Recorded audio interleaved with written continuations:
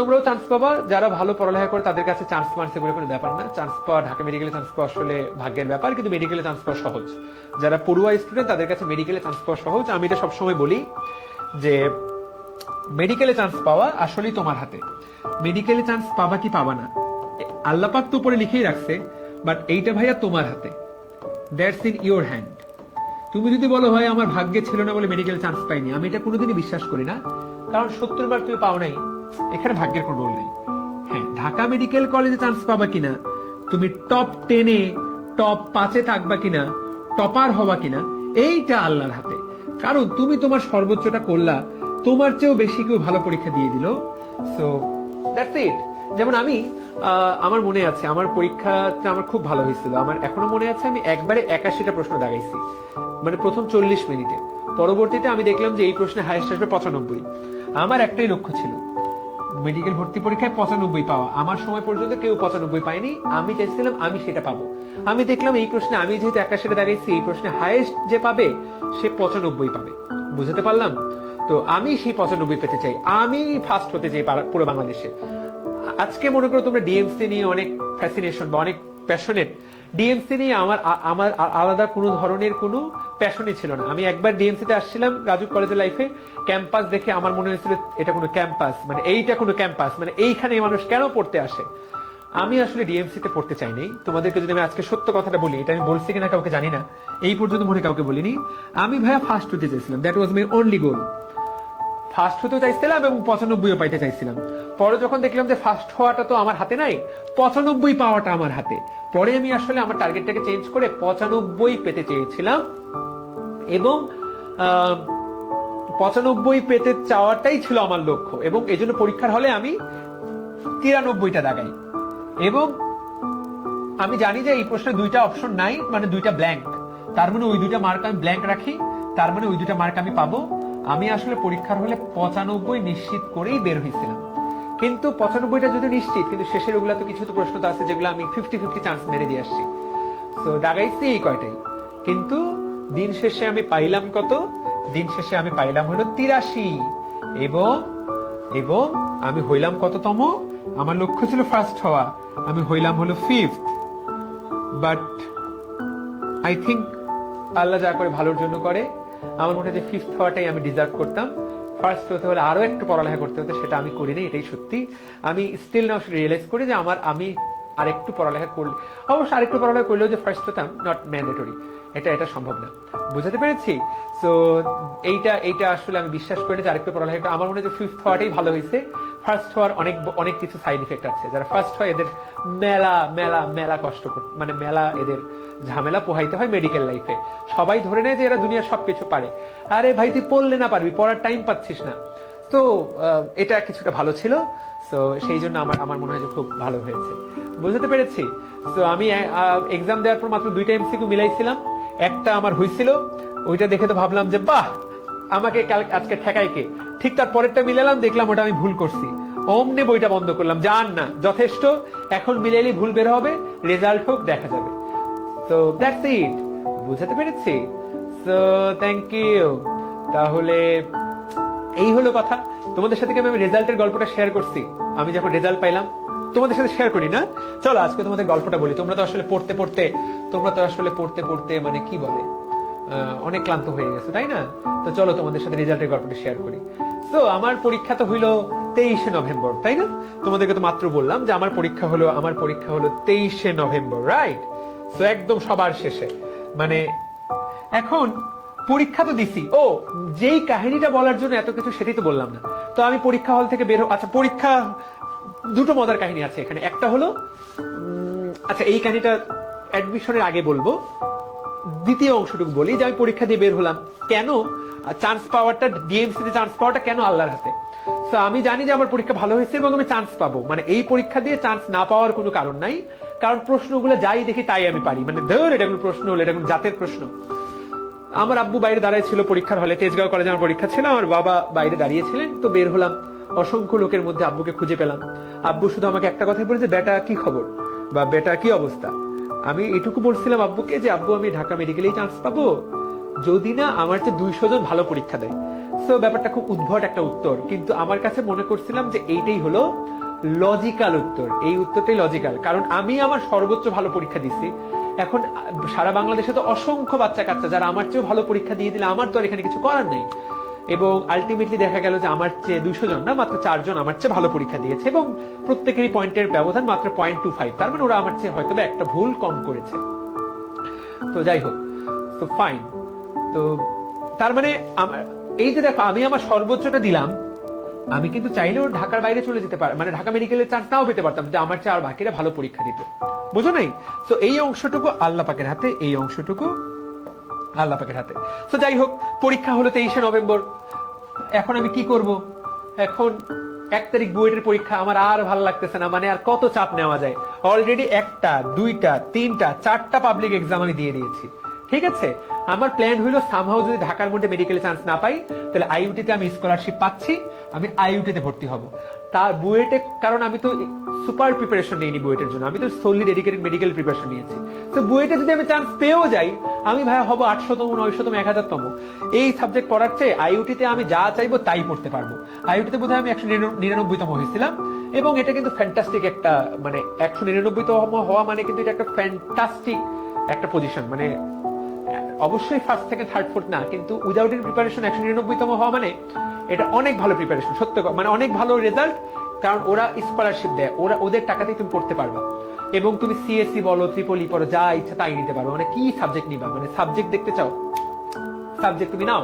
আমার যে সকল বন্ধু বান্ধব ইঞ্জিনিয়ারিং কোচিং করছে, ওরা হচ্ছে 600তম 800তম, ওরা আমারে ফোন দিয়ে যখন শুনলাম 199তম, ওরা মোটামুটি খেপে গেল বা মন খারাপ করলো, যে হালা মানে তুই করলি না কোনো কোচিং, তুই কেমনে, তুই কেন হবি? সে যাই হোক, তো আমার প্ল্যান ছিল এইটা। এখন রেজাল্ট হবে 25শে নভেম্বর, রেজাল্ট হবে 25 নভেম্বর, বা রেজাল্ট কবে হবে আমরা জানি না। 23 নভেম্বর আমি পরীক্ষা দিলাম।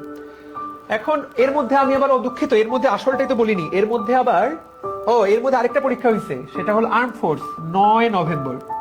এর মধ্যে আর্ম ফোর্সে পরীক্ষা দিয়েছি আমি 9 নভেম্বর, রিটেন মানে এমসিকিউ, সেটা তো টিকছি। 19 নভেম্বর দিলাম আমি সেটার হেলথ পরীক্ষা। ভাই কত চাপ নিতে পারে একটা ছোট মানুষ? আমি তো ছোট, তো তাই না, 10 বছর, আরো 10 বছর আগে কত মেন্টালি ছোট ছিলাম। 1টা 2টা 3টা 4টা 5টা 6টা, এই 1 মাসের মধ্যে 6টা পাবলিক এক্সাম আমি দিলাম। তো আমি মোটামুটি স্ট্রেসড আউট। এখন 26 তারিখে আমাদেরকে আর্ম ফোর্সের ফাইনাল আইএসএসবির জন্য ডাকছে। আইএসএসবি 26 তারিখ, 26শে নভেম্বর আমাকে আইএসএসবির জন্য ডাকছে। 23 তারিখ দিলাম আমি মেডিকেল পরীক্ষা। এখন I have no idea about ISSB. আমার কোনোদিনই আর্মিতে যাওয়ার ন্যূনতম কোনো ইচ্ছা ছিল না, আমি আর্মিতে যেতেও চাই নাই, মানে আমার এখনো পর্যন্ত কোনো ইচ্ছা নাই। এমনকি ঢাকা মেডিকেল কলেজ থেকে যখন আমি পাশ করে বের হলাম, তখনও আমাদের অসংখ্য ডিএমসিয়ান এখন আর্মিতে আছেন, আর্মির অনেক বড় বড় পজিশনে আছেন, যারা কিনা ঢাকা মেডিকেল থেকে পাশ করে গেছেন। তারা ঢাকা ডিএমসিয়ানদের জন্য আলাদা একটা সেশন নেয়, আমাদের সবাইকে বসায়, ইন্টার্নি যারা আমরা করি আমাদের সবাইকে বসায় আর্মির পার্সোনালরা আলাদা একটা সেশন নেয়, যে তোমরা আর্মিতে আসো, তোমাদের মতো ছেলেদেরকে দরকার, এটা তারা বুঝাইতে চায়। তো ওই সেশনটা দেখে আমি একটু মোটিভেট হয়েছিলাম। তারপরও আমি আর্মির এমবিবিএস পাস করার পর রিটেন দেই, কিন্তু রিটেন দিয়ে আমি আর ভাইবা দিতে যাইনি, দূর যাব না। তো তখনও আমার একই রকম প্ল্যান ছিল।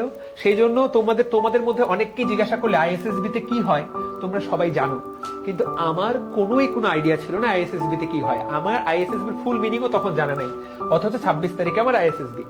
তো 23 তারিখে আমি একটা 24 তারিখে আমি একটা আইএসএসবির কোচিং এ গেলাম, ফার্মগেটে, এখনো আছে কিনা জানি না, ডিফেন্স গাইড বা সামথিং লাইক দ্যাট, এরকম একটা নাম। ওই কোচিং এ গেলাম। ওরা যখনই শুনলো যে পরশুদিন আমার আইএসএসবি, ওরা আকাশ থেকে পড়লো যে ভাই পরশুদিন আইএসএসবি, আপনি এখনো বাইরে ঘুরে বেড়াচ্ছেন, আপনি আইএসএসবির মিনিং জানেন না।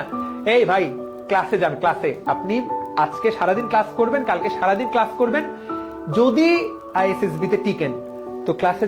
মানে আব্বু আর আমি গেছিলাম যে জানতে যে পরীক্ষাটাতে কি হয়।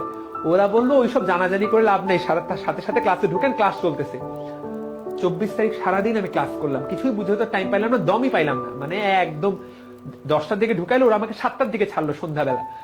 মানে ওটা আরেকটা জগৎ, আইএসএসবি আরেকটা জগৎ। তো যাই হোক, সন্ধ্যাবেলা আমি আইএসএসবির জন্য জামা কাপড় কিনলাম, পোশাক আশাক কিনলাম। তোমরা জানো কিনা জানি না যে আইএসএসবি তে সবকিছু সাদা সাদা জিনিসপত্র কিনতে হয়, সাদা সাদা প্যান্ট, সাদা শার্ট, সাদা জুতা, সাদা মোজা, এমনকি সাদা আন্ডারওয়্যার, এভরিথিং শুড বি সাদা। তো 3-4-5 হাজার টাকা খরচ করে আমি এগুলো কিনলাম, বুঝতে পারলাম।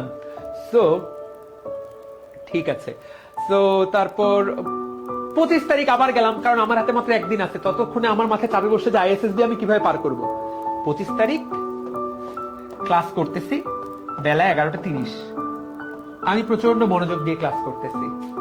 হঠাৎ করে বাইরে থেকে একজন এসে বলল, এই মেডিকেলের রেজাল্ট হয়ে গেছে। তো ক্লাসে মোটামুটি 50 জন ছিল। ক্লাসটা ছিল ওই বিল্ডিং এর 8 তলা বা 10 তলায়। 1 মিনিটের মধ্যে ক্লাসে একজনও নাই, এবং সবাই হয় সিঁড়ি দিয়ে না হয় লিফট দিয়ে নিচে নামতেছে ফার্মগেটের ওই জায়গায়, কম্পিউটারে দেখবে। তো আমিও কোনো মতে লিফট দিয়ে মানে কোনো মতে নামলাম আর কি।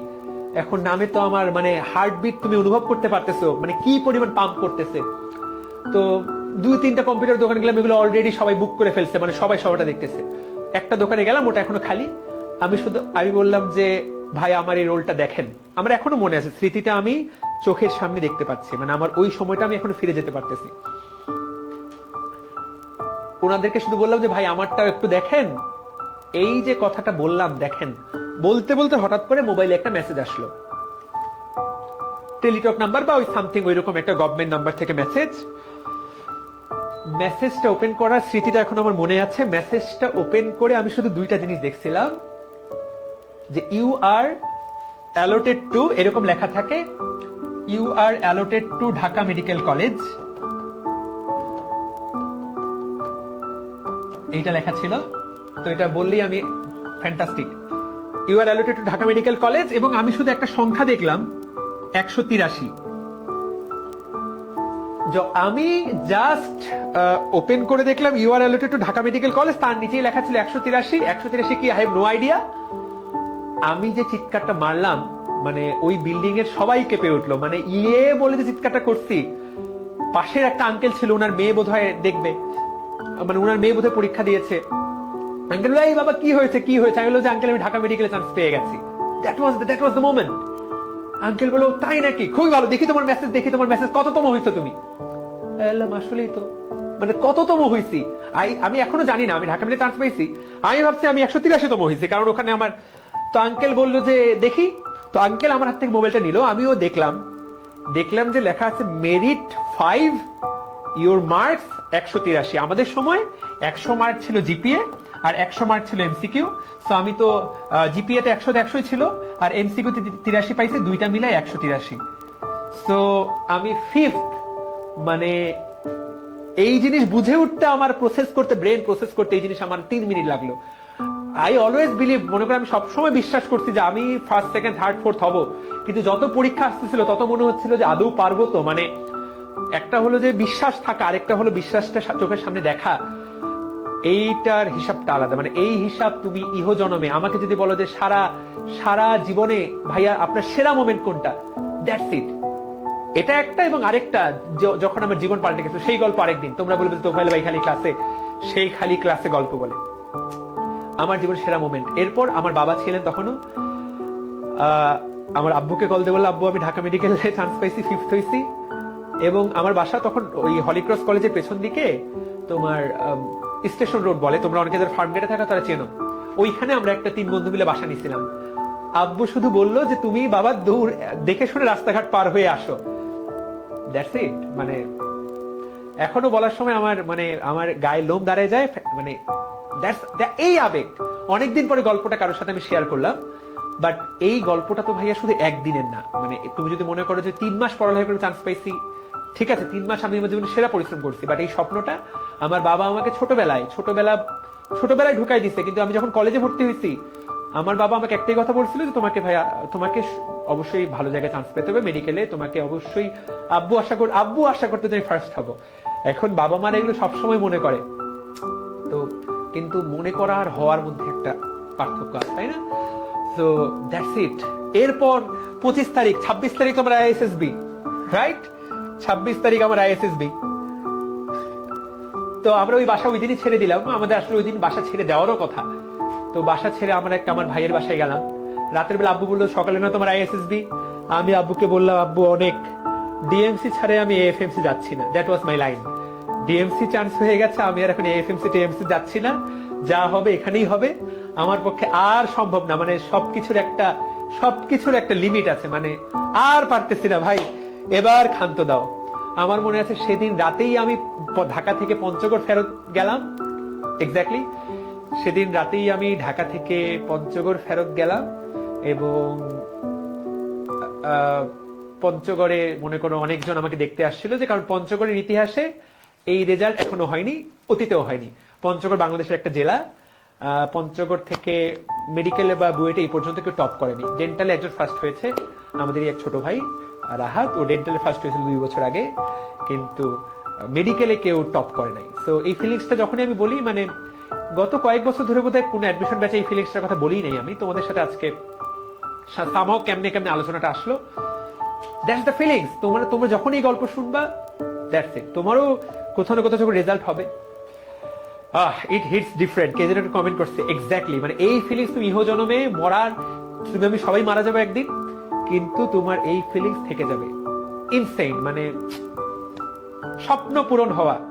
এবং এই যে